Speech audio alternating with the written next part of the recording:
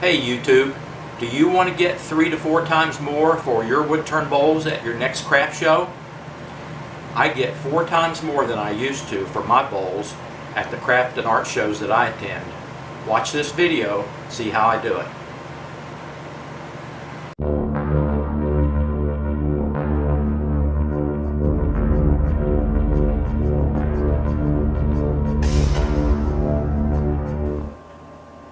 In this episode of Expressions in Wood, I will demonstrate how crushed stone inlay enhances my wood turn bowls. This is episode number 2 in the series on crushed stone inlay. In this episode, I will share with you the techniques that I've used and learned these past 8 years. The materials and the tools I use will also be covered. Subscribe to my channel, ring the little bell so that you'll be notified when the next episode in the crushed stone inlay series comes out. Alright, let's go. Gonna crush it.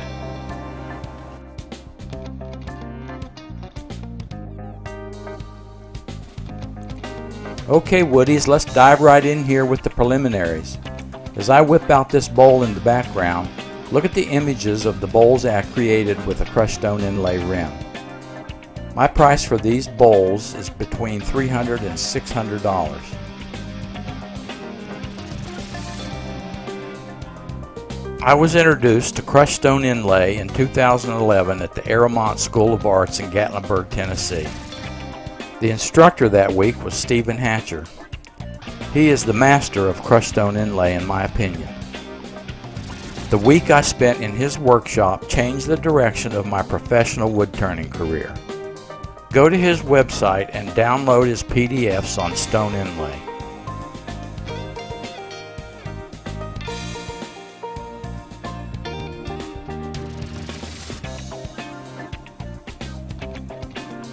Crushed stone inlay requires the use of large amounts of CA glue.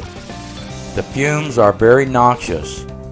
The process of sanding stone creates dust that is not as easily captured by a dust collector as is wood dust. Your shop may get very messy. Wear a well-fitting mask or respirator.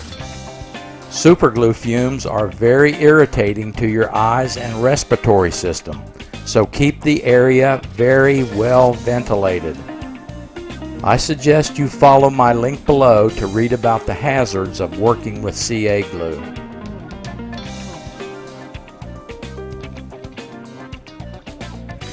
The slides you are looking at now are close-ups of some of the crushed stone that I have used on the rims of my bowls.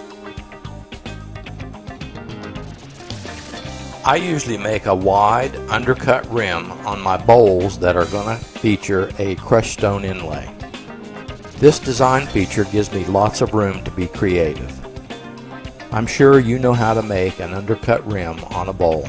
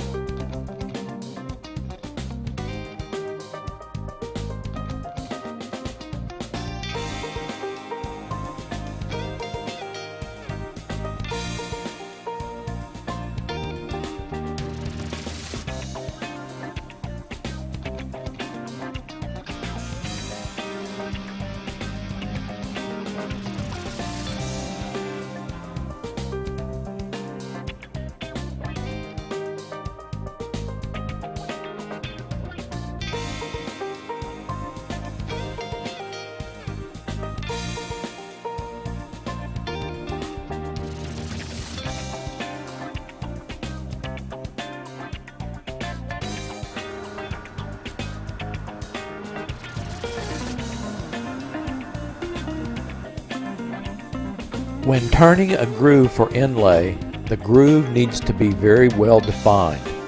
If the groove has tear out in its sides, the inlay edge will look sloppy. Prior to cutting the groove, it is advisable to cover the entire rim surface with any type finishing wax. Then cut the groove, leaving this wax barrier on the rim surface on both sides of the groove. This barrier will help keep CA glue from staining the wood as you build up the stone in the groove. However, the groove must be free of wax. If any wax gets in the groove, retrim it for a clean surface.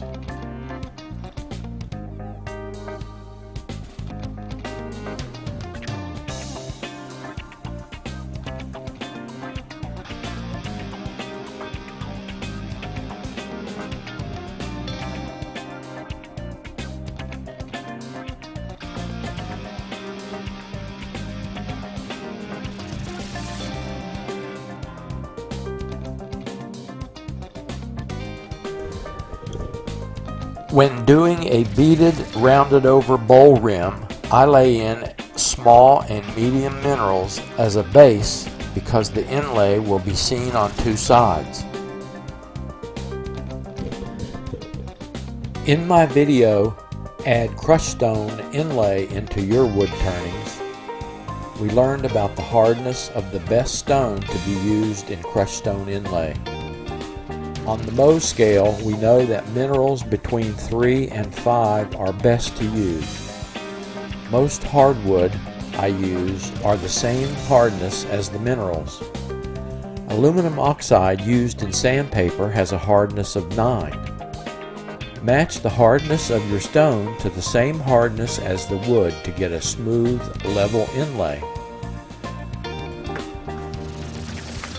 Now I'm just going to tap this lightly all the way around to settle that stone in there, so it's not so it's all nice and level. And what we do is just tap it, and that settles it. Don't tap it too hard; you'll tap it right out. Ever been tapped out?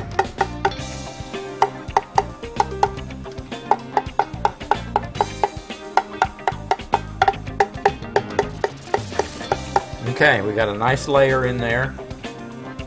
You can see that.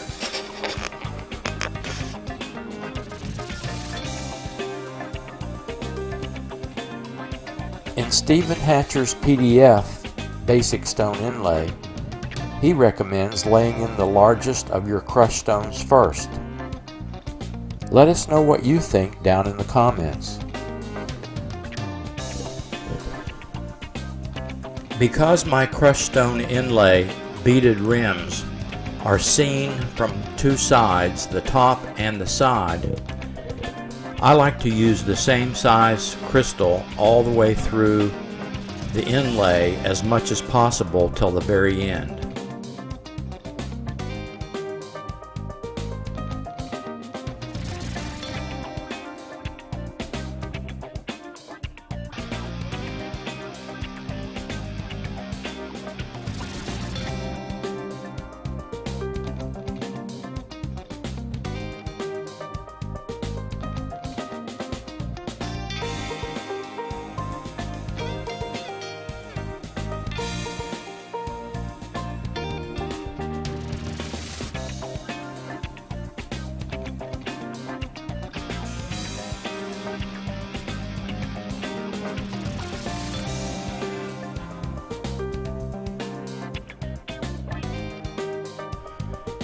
Notice how I've left a little room at the top of the rim. I like to put clear calcite crystals or semi-clear along the top of the rim so that you can see down into the depth of the inlay. This is pale green translucent. This will give us some nice depth.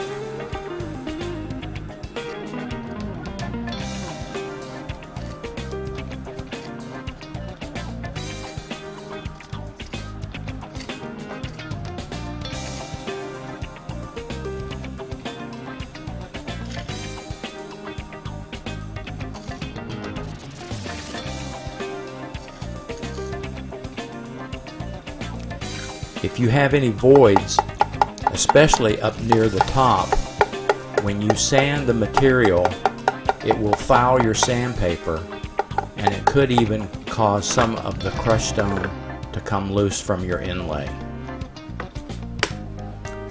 This is man-made turquoise and man-made malachite. It's the third size down in the grading process. I'm going to sprinkle it around and tap it in so that it fills in as much of the voids as possible.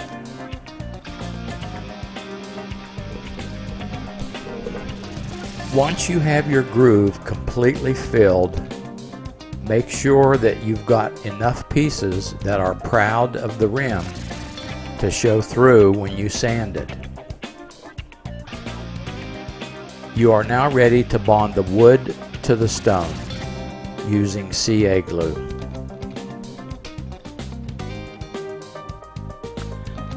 Use the Starbond CA glue super thin liberally. I mean, fill that groove so that the glue is almost running out over the sides. Drip it in, squirt it in, let it soak in. Continue until the crystal is drenched. Let the superfine CA glue dry for at least 24 hours. Typically, I set my bowls aside for 2 days. The super glue will cure to a clear polymer. But if you've used too much accelerant when you're applying the super glue, it might result in bubbles or clouding of the CA polymer. If done correctly, the inlay should look like one piece of molten glass and be very hard and dry.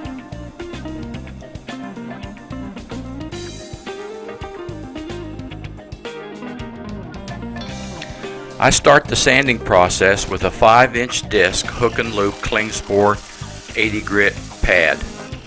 I put it on my drill and I power sand 80 grit, 100 grit, and 120 grit, and then I switch to the 3-inch pad.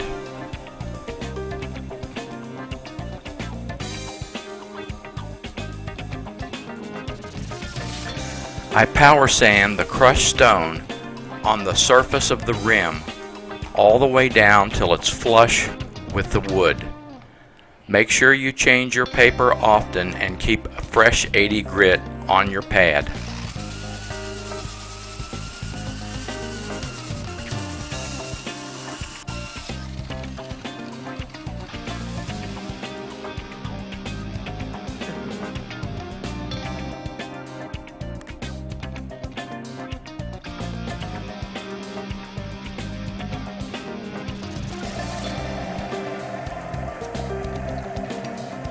I use my Sorby 1/2-inch bowl gouge to gently trim away the excess wood from the outside of the beaded rim.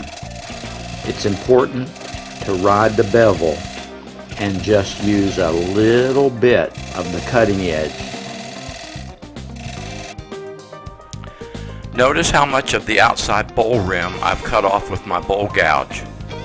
You do not want to go too deep and get into the stone. This could cause problems.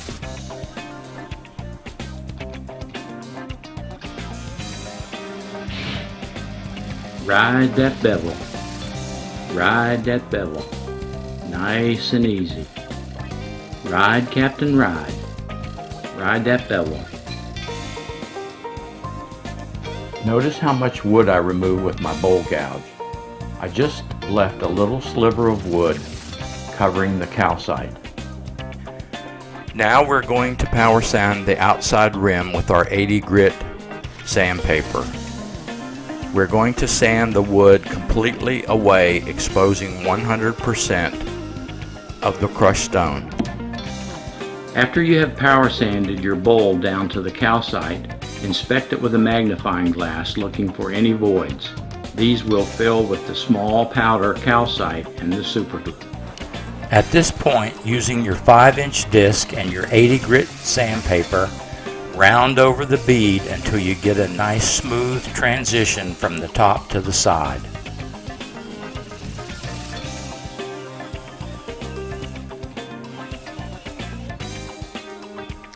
This is how your beaded rim should look after rounding it over with the 80 grit sandpaper.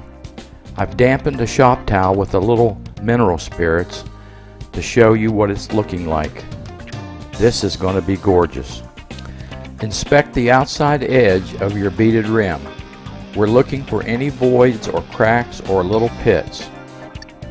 Don't forget to protect the wood with your denatured shellac.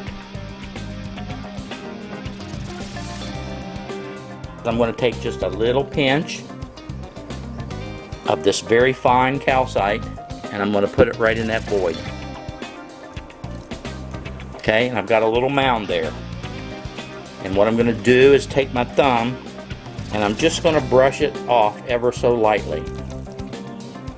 I just want to get rid of the big particles. And you'll see that white part right there, that bright white, that was the void. So you can see it was a pretty big void.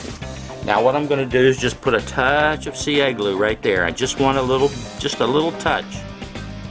See how it ran down the side of the bowl?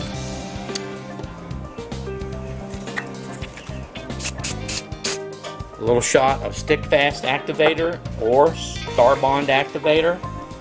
That also keeps that super glue from soaking in to the wood.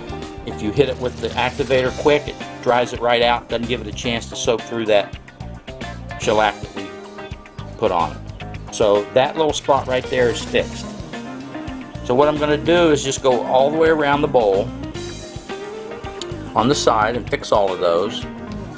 Then what we're going to do is we're going to set the bowl up like this and we're going to fix the top. So let's see if we can find any voids up here on the top. Right here, right on this rim, right on the edge, there's a void. Okay? So we can't use the thin super glue because it'll run off. So what we're going to do is we're going to use a little bit of medium thick. Okay?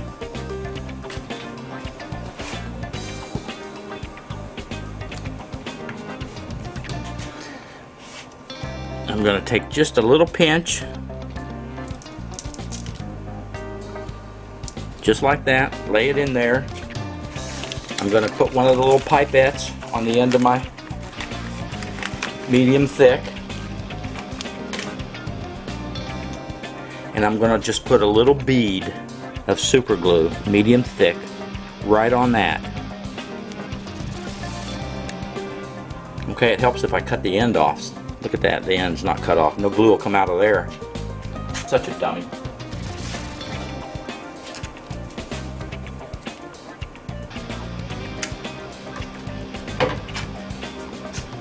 Okay, now we have a hole. That helps. So I'm just going to put a little bead right there. And then I'm going to hit it with the activator.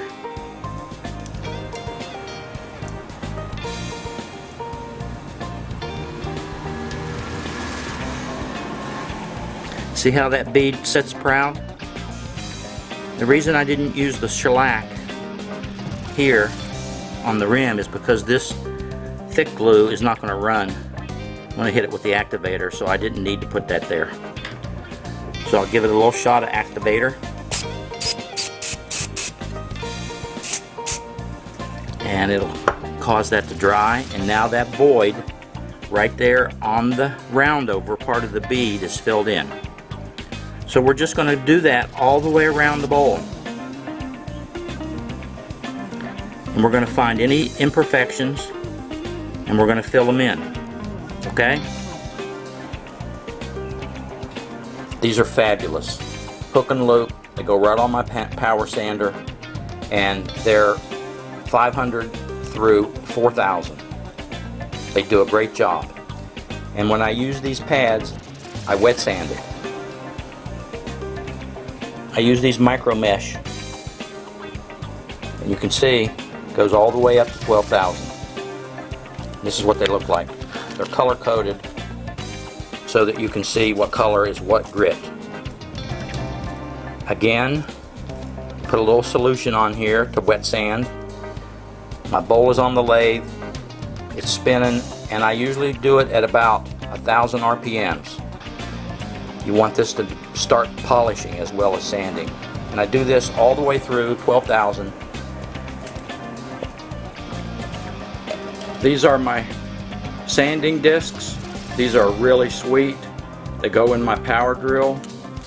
They're hook and loop. They're 3-inch. I buy these at Amazon. They're great. You can put these pads on it to get any kind of cushion fit you want. Okay? So I just want one cushion on here. So I'll take that off. And with this and my cheap, this is a Drill Master. I think it's like $12 at Harbor Freight. That's all you need. I like an electric one so I don't have to charge.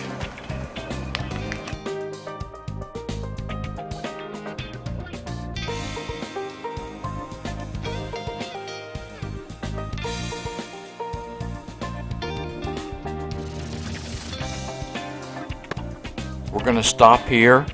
We're going to grab our magnifying glass and we're going to inspect for more voids and cracks and little pits. And then if we find any, we're going to fix those also.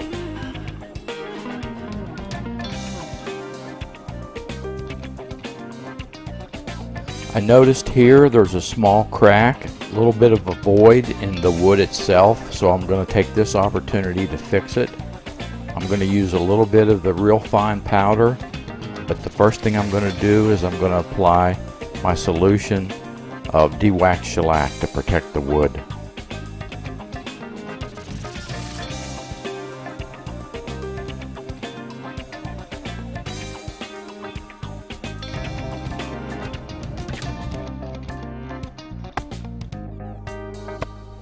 You can see how fine this powder is that I'm going to use to fix this little void.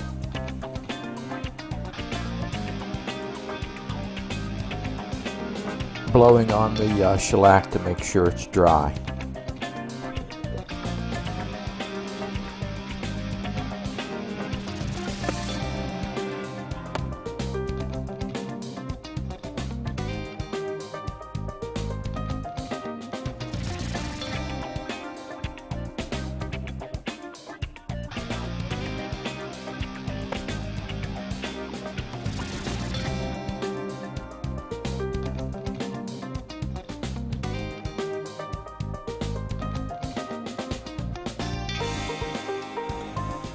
Starbond CA glue and stick fast activator, the 1-2 punch of crushed stone inlay.